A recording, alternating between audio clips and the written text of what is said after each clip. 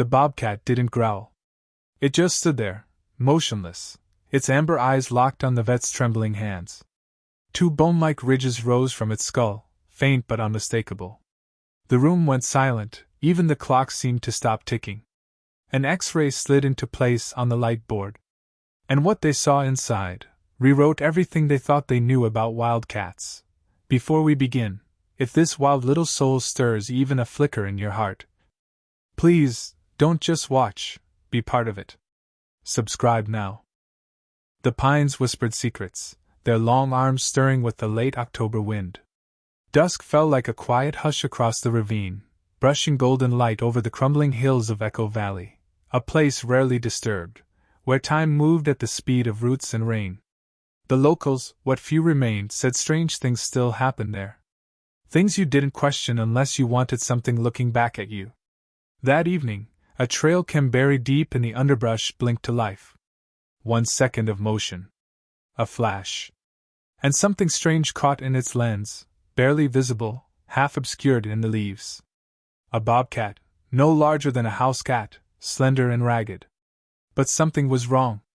Its head turned just enough toward the camera. Where there should have been only tufted ears and wary eyes, there were protrusions. Bone? Growths? No one could tell, not yet. The footage would have gone unnoticed if it hadn't been auto-uploaded to a regional wildlife database used by researchers and a few curious naturalists. At first, most assumed it was a trick of the light. Pixel warping. Maybe a leaf. But the motion was too deliberate, the angle too clean. There was something unnatural on that animal's head, horn-like growths arching forward like small, splintered antlers. 2 days later, another camera, this one farther west, caught her again. Same ragged build. Same haunting gaze. Same unsettling crown of bone. And now, someone had to go in. It wasn't the kind of case most vets volunteered for, but this wasn't most terrain, and this wasn't a normal animal. The call went out to an independent wildlife responder with years of experience in rogue cases: malformed mountain lions, limping coyotes, owls with fused wings. But nothing like this. Nothing mythical. She arrived before sunrise, a compact woman in her late 40s with weather-worn hands and a stillness about her like rain waiting to fall. Her boots crunched the frost-hardened leaves. No one greeted her at the trailhead, only the wind through pine needles, and that feeling that something was watching from the treetops. She went in alone.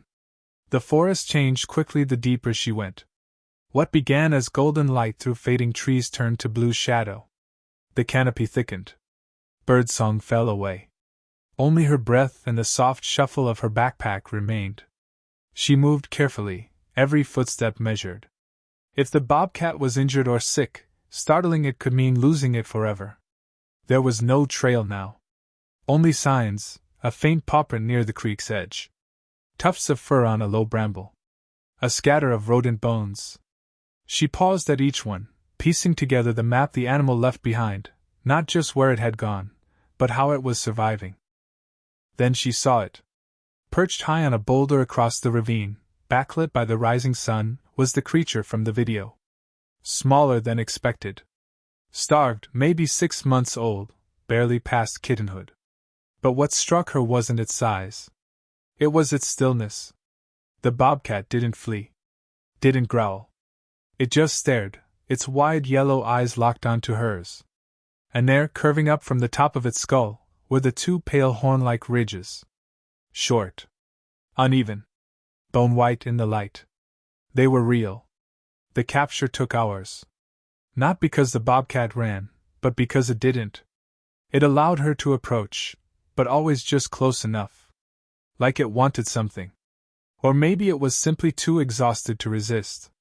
Eventually, after baiting a padded drop trap with a small piece of smoked fish and a shredded wool blanket, the animal stepped in on its own.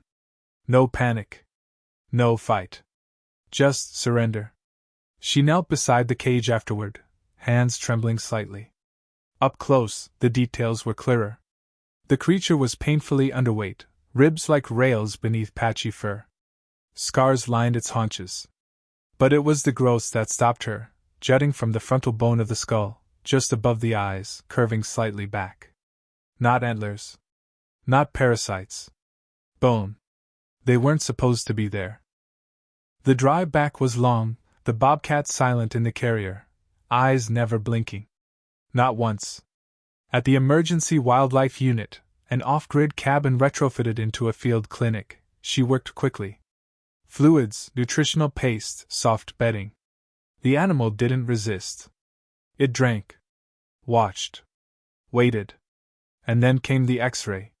She slid the film into the light board, expecting tumors. Malformations. Calcium buildup. But as the image sharpened, her breath caught. What she saw made no sense. Two symmetrical bone structures extended from the frontal plate of the skull. Not randomly grown, but rooted. Shaped. As if the skull had been genetically told to form them. She stepped back. Looked through the window, where the Bobcat lay curled under a blanket. Its eyes were closed now. The strange ridges cast long shadows over its face. This was no infection. No injury. This was something older. That night she barely slept. Reports were filed. Data logged. But nothing in the database matched what she'd found. No known feline mutation aligned with these bone patterns. And yet, the creature lived. It moved. It hunted. It survived. She sat beside the sleeping Bobcat as midnight crept in. Candlelight flickered across the wooden walls. Outside, wind howled through the pines like a voice with no throat. And in her chest, a quiet realization bloomed. Whatever this was, it didn't need fixing. It needed understanding. The veterinary center at the edge of Red Hollow wasn't built for legends.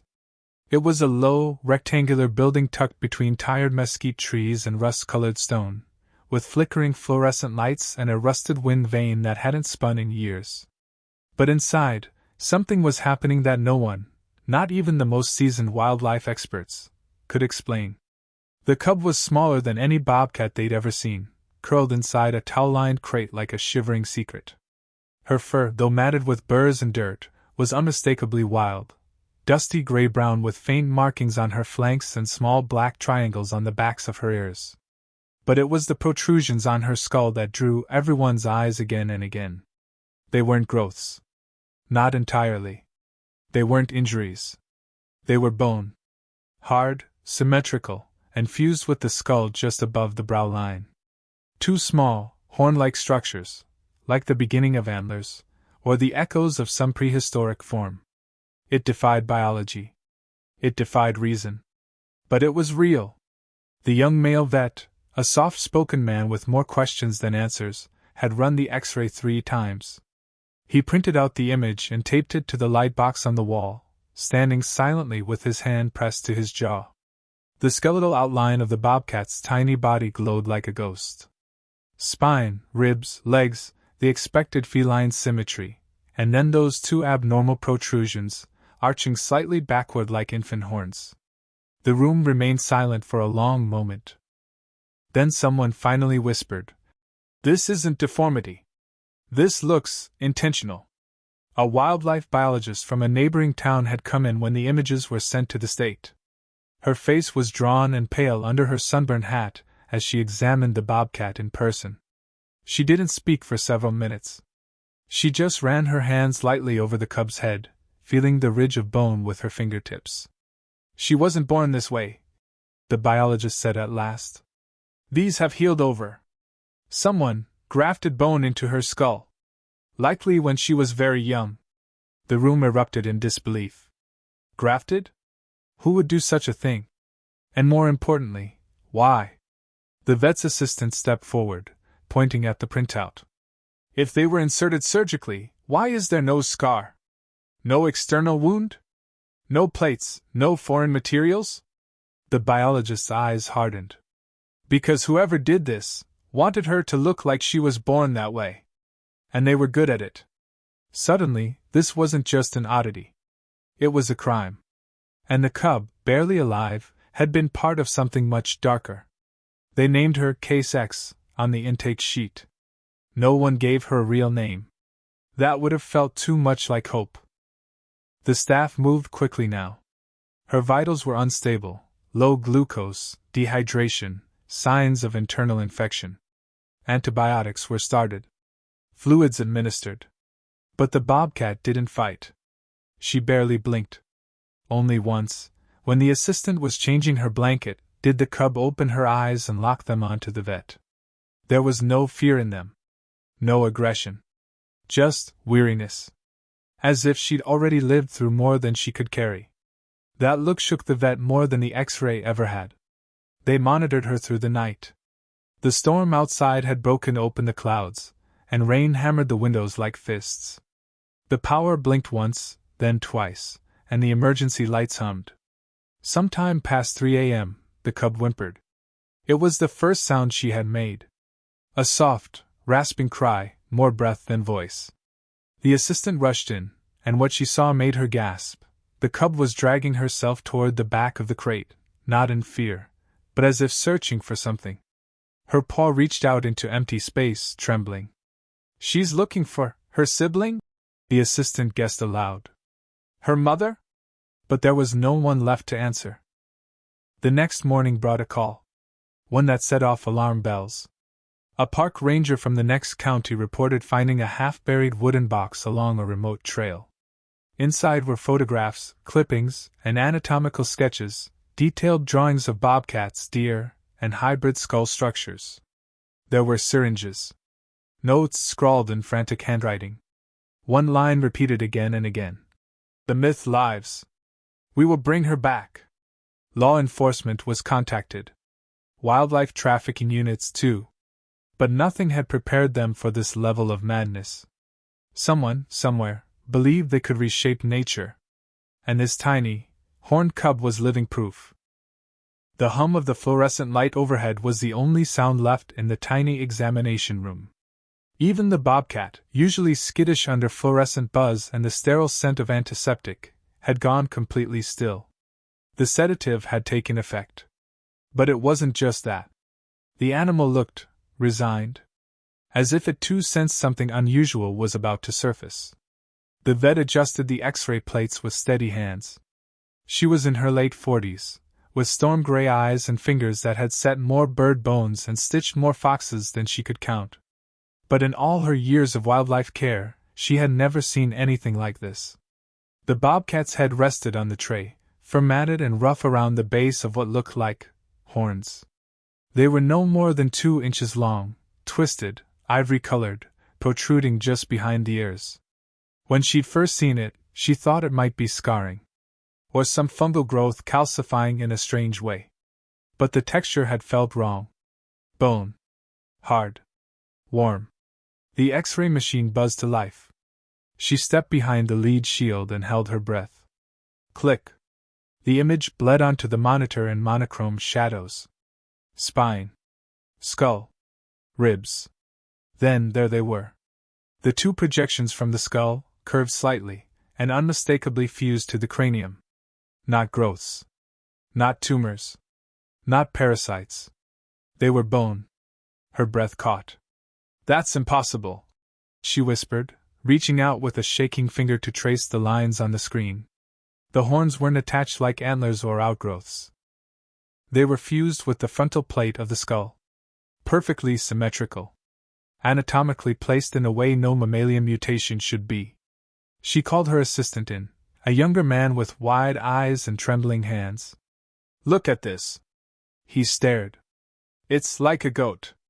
Or a ram. On a bobcat. No, she said. Not like. These are real cranial horns. There was silence. Then he asked the question they'd both been circling around. What does that mean? She didn't answer. Instead, she printed the scans, laid them out beside genetic samples they had taken earlier. A few of the more advanced labs she'd worked with had been helping her on some cases involving wildlife deformities caused by pollution or radiation exposure. This, though, was in a different league altogether. She pulled out the bobcat's blood results. Then froze. The DNA markers weren't matching anything fully. Half the genes traced back to Lynx rufus, the standard bobcat genome. But the other half, scrambled, corrupted, or belonging to something unidentifiable, glowed like red flags in the analysis. It was almost as if the animal's blueprint had been altered. Artificially? The thought made her stomach twist. Outside, the evening had turned dark. A light rain began tapping against the windows, soft and rhythmic. The sound seemed to sync with the monitor's slow beep, the steady, sedated heartbeat of the bobcat on the table. Then something strange happened. The animal stirred. She turned quickly. The sedative should have kept it unconscious for another hour at least, but the bobcat's paw twitched.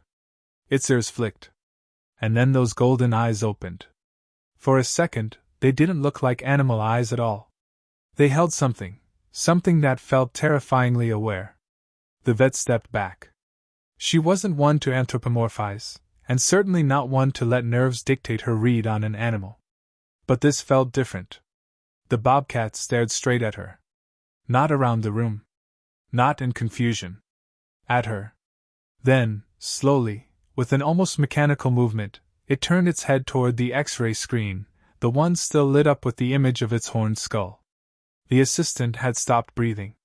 And then, as if on cue, the lights flickered. For a full 3 seconds the room dipped into complete darkness before the backup generator kicked in.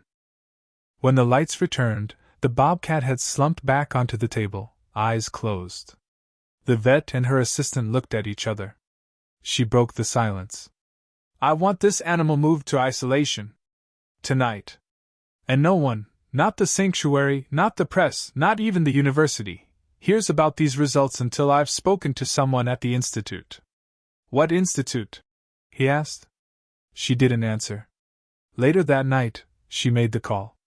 A secure line. A woman on the other end answered after one ring. "Dr. Kessler," she said. "We've been expecting you." She hadn't said who she was. She hadn't even identified the vet on the line. But somehow, whoever was on the other end already knew. And somewhere in the dark, in a place far from this rain-slicked town, a different screen lit up. One that already had the bobcat's skin pulled up. Labeled. Archived. Awaiting retrieval. Because this wasn't the first time. And it wouldn't be the last. The surgical suite was quiet, not with stillness, but with a breathless reverence, as if the room understood something unnatural had entered it. Dr. Hannah gripped the sterile scalpel tightly, her gloved hands hovering over the small body of the sedated bobcat. Monitors beeped a rhythm no human could replicate. Only machines knew how to track that kind of fragility. For the last 4 hours, the team had prepared meticulously.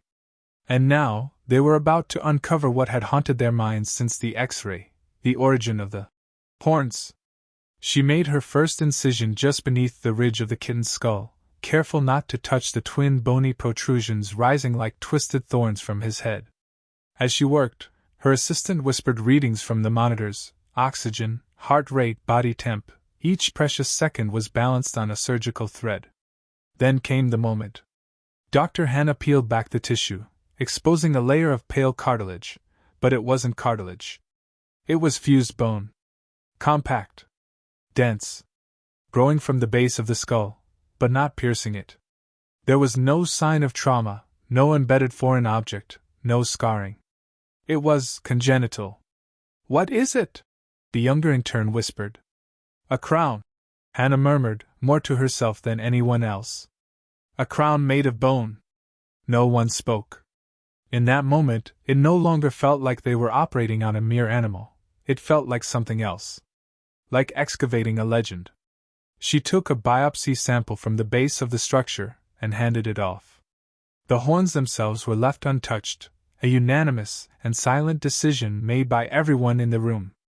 They were not growths to be removed. They were part of him. As they closed the incision, Hannah couldn't stop looking at his face.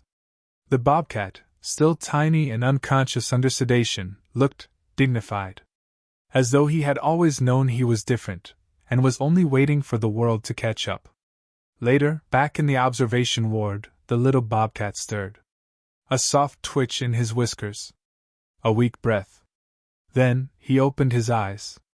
Golden, clear, alert. He wasn't just awake, he was aware. They had expected trauma. Maybe brain swelling.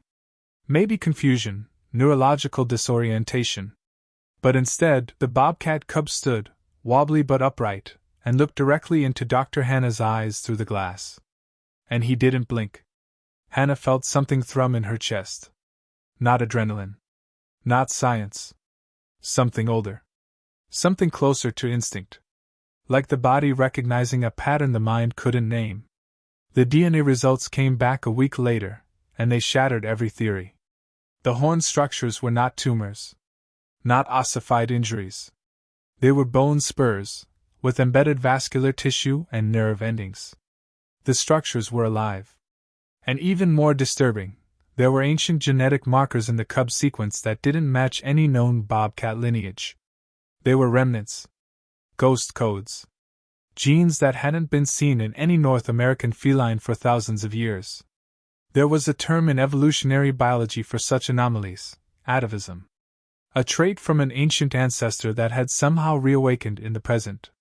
But there was nothing in bobcat ancestry, living or extinct, that explained these horns. A media blackout was enforced. The sanctuary pulled down all camera access. The lab was restricted to 2 personnel. Hannah was instructed not to speak to journalists, not even to colleagues. No one wanted this to become a sideshow. But secrecy had a cost. Whispers began among staff, rumors that the bobcat was changing, learning faster than expected, recognizing voices, navigating spaces he hadn't been trained in. Someone claimed he opened a locked cabinet. Someone else swore he growled only when certain people approached, specifically, anyone wearing a uniform. By week 3, the staff no longer referred to him as the cub. They called him something else now. The Bone Crown. And yet, the bobcat didn't change in the way a myth might suggest. He didn't grow monstrous or violent. He didn't become a symbol or a weapon. He simply remained silent, watchful, always seeming to be listening to something the rest of them couldn't hear. Until the storm came. It started as static on the monitors. Then one by one, power failures. Lights flickering. Communications down. The sanctuary's generators kicked in, but not before every door unlatched at once. And when they rushed to the observation ward, the cage was open. The bobcat was gone. But the camera system had one final frame before the blackout: the tiny cub, walking calmly down the main hallway, horns glinting in the emergency light, looking directly into the lens, as if he had known this day would come. And the worst part? There were prints beside his. Larger. Heavier. But cat-like. And no other bobcats had ever been kept in that wing.